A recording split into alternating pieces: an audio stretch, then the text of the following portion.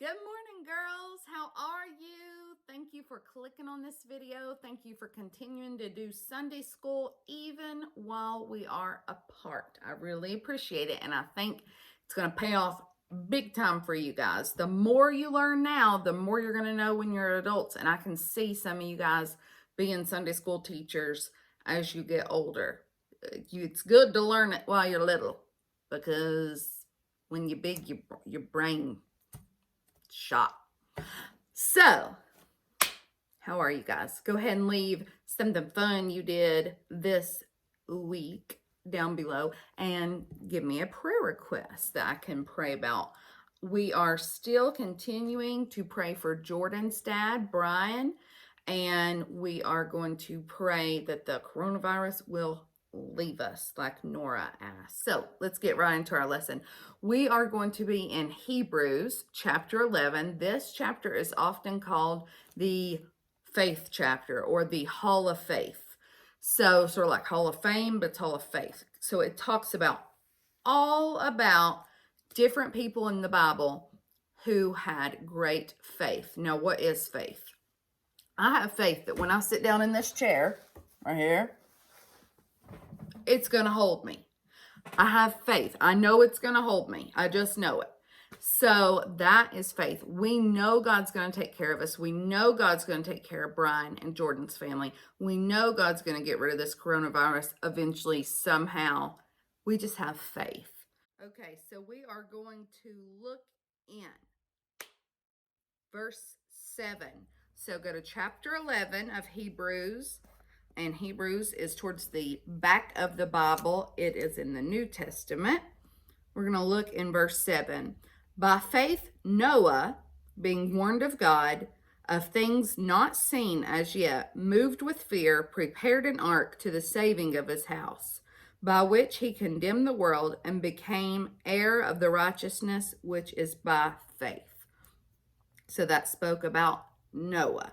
We know that Noah had faith in God that it was going to rain. It had never rained, ever. Can you imagine God saying, it's going to rain? And Noah's like, what's rain? But he just believed, and he prepared the ark. And now we're going to look in verse 8. By faith, Abraham, when he was called to go out into a place which he should after receive for an inheritance, obeyed, and he went out, not knowing whither he went.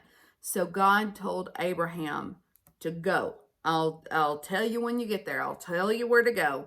And Abraham just went to a place that he did not know. And he went out, trusting God, having faith in God to lead him.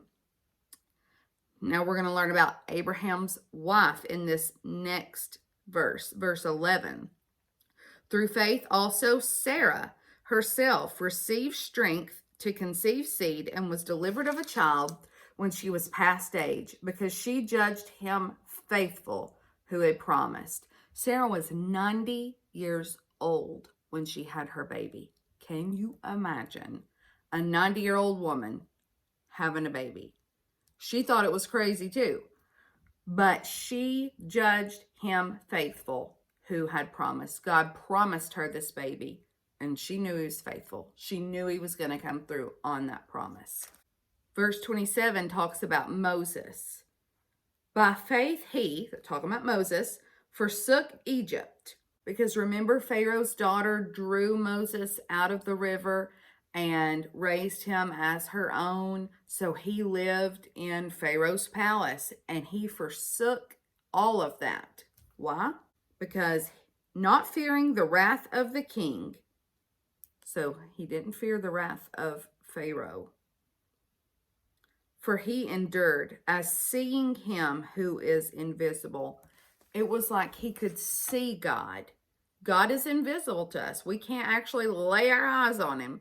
But Moses had enough faith in God that he could not see to trust him rather than go with what Pharaoh said. Our memory verse today is in chapter 11, verse 6.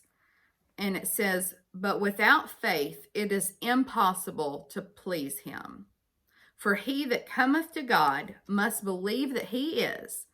So when we come to God, we must believe, number one, God, you are who you say you are. You are who the Bible says you are. So we must believe that He is, and that He is a rewarder of them that diligently seek Him. When we come to God and we ask Him and we seek Him for something, He is a rewarder of that. He might not always say yes. If it's for our good, He will say yes. If it's for our good for Him to say no, then He's going to say no. And sometimes He just says, wait. But He is a rewarder of those who diligently seek Him. We've seen that again with Brian.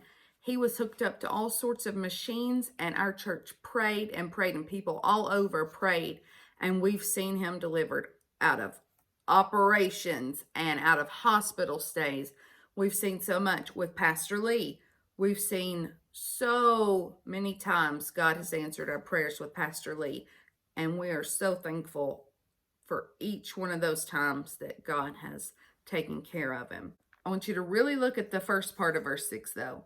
But without faith, it is impossible to please Him. So if we come to God and we say, God, I really need you to help me through this problem. I don't really think He's going to do it, but I would like it if you did. That doesn't please God. Without faith, it's impossible to please God, and we all want to please Him. So let's go this week having faith that God is who He says He is, and He is a rewarder of those who seek Him. I love you, girls. I want to encourage you to continue learning your books of the Bible. And if you've learned them, will you please call me, text me, send me a video, something? I want to know. And also, there was a game on page 87 of our lesson today, and it's one that we have played before. Maybe y'all could play this at home with your parents or your siblings. So you're going to set up the room like an obstacle course. You know, we've done this in Sunday school. We put chairs in the way and all these things in the way, and then one person's going to be blindfolded, and then another person is going to lead them through the obstacles.